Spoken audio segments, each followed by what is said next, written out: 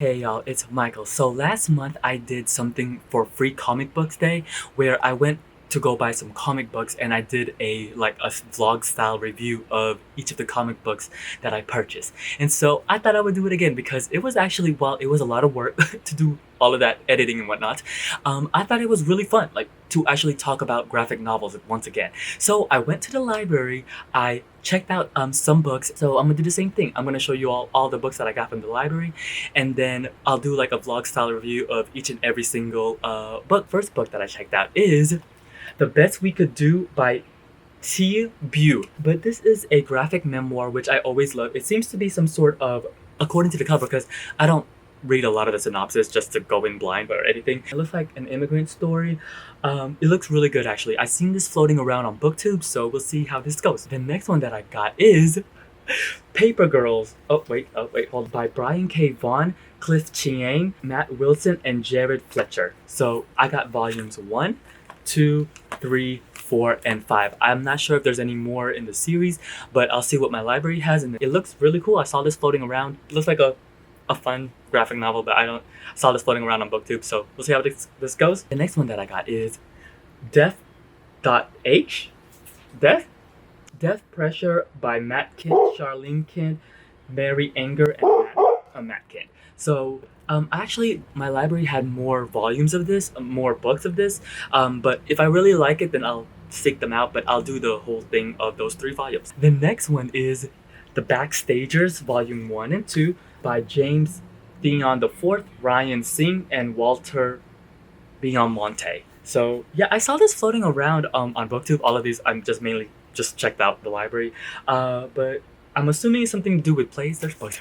The next one is Monstrous Volume 1 Awakening by Majorly Liu and Sana Takeda. It looks like a really cool, I saw this floating around on BookTube like usual. It looks like a really cool Asian influence type magical fantasy type of graphic novel. So yeah, we'll see how that goes. And then the last one is Seconds by Brian Lee O'Malley. He's obviously known for the Scott Pilgrim series. I read another one of him that I really liked, the one with the artist. I forgot what it's called. That one I did enjoy. But yeah, we'll see how that goes. So I don't know which one I'm going to start off with. But I'll do similarly what I did with the previous videos. So after I read each novel, I'll let y'all know what I think about it. This is most likely going to be split up into 2 parts just because I can already feel it's going to be long. So I finally finished Seconds by Brian Lee O'Malley. This was pretty good. I like this one. This is about Katie, who owns a restaurant called Seconds, and there's actually a lot of meaning behind this term and like this meaning, because that's what I really enjoyed about the story.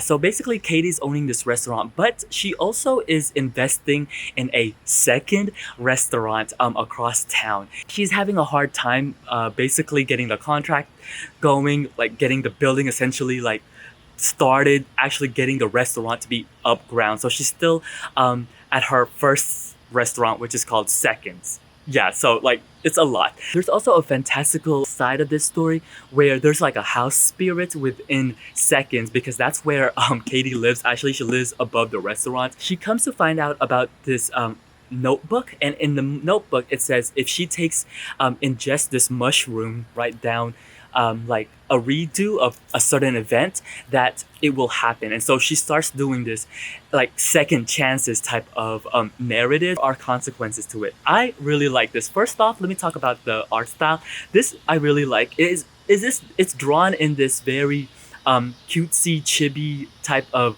style, which I really did like. The weird thing about this is like it's a real contradiction, since these are adults, like real functional adults with human needs. There are parts in here where they have like fun, sexy adult times, and it's like a little bit whoa. Okay, there. I didn't need to see your butt.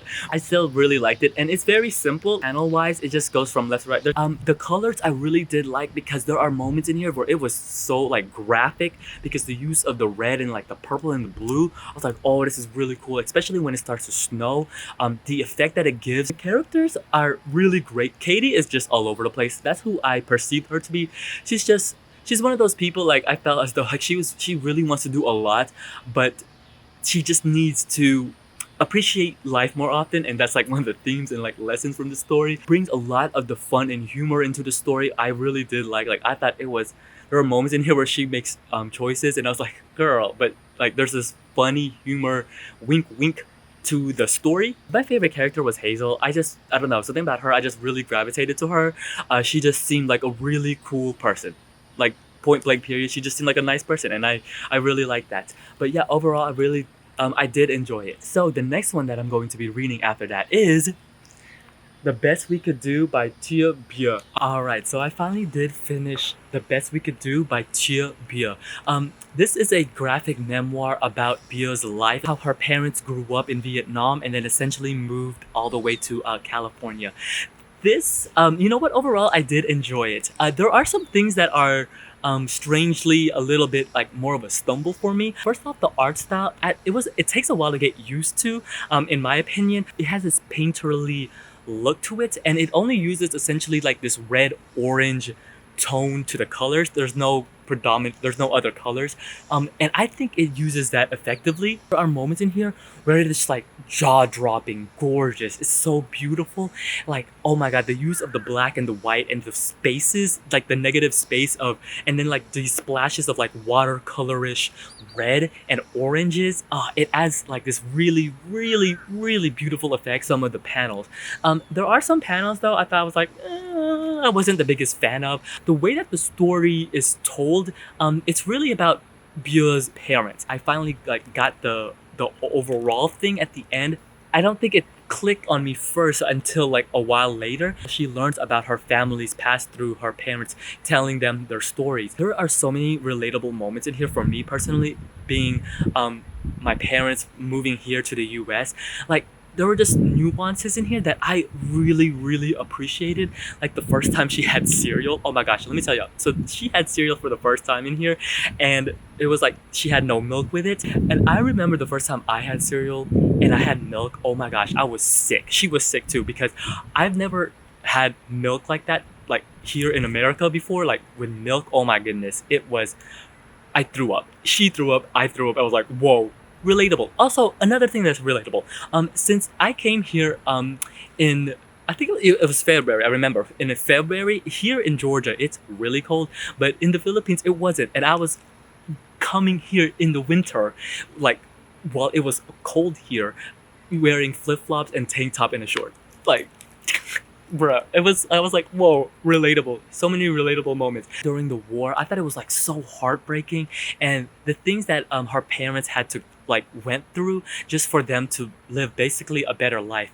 And I thought this was really great how this look, especially with her dad, that's the part that I was like, oh, I was like, whoa. Her dad is almost, I wouldn't say justified his behavior, but almost put a different perspective on his feelings and how he perceives the world. I thought that was like, oh, that's such a great moment. Overall, I would recommend this. I thought it was such a great graphic memoir. I like learning about not only her parents, but also Bia herself, because of through her parents and like the struggles that they had to go through, and like what she'll be going through, well, at the end anyways, what she'll be going through raising her child, similar to what her parents did for her. The next one that I'm going to be reading from that stack is Paper Girls by Brian K. Vaughan, Cliff Chang, Matt Wilson, and Jared F. Fletcher. I don't know anything that much about these, but I'm excited to start it.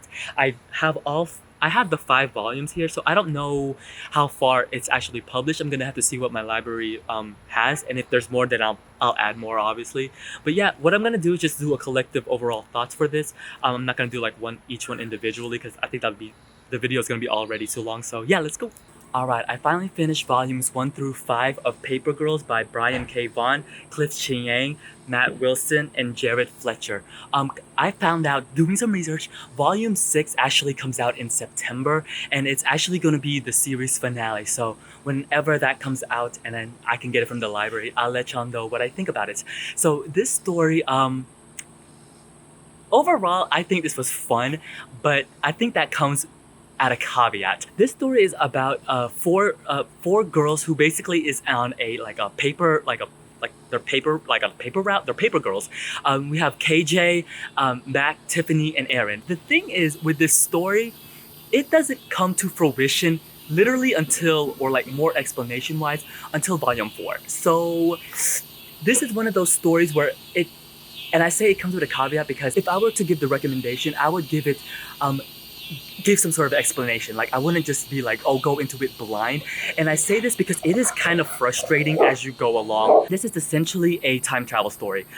The 4 girls, as they are doing their paper routes, get caught up into this war and this science thing dealing with time travel. Long story short, each volume essentially they're going into different time periods, and with the way the story is layered, I think depending on how the last volume is going to be, I'm really intrigued to see what's going to happen. The thing with time travel stories is that they have to be very done, like they have to be done so well, because otherwise you can really see things cracking. Like you could really see the seams, no pun intended, breaking apart, because time travel stories are, in my opinion, they're a little bit challenging because they have to be done. Ooh.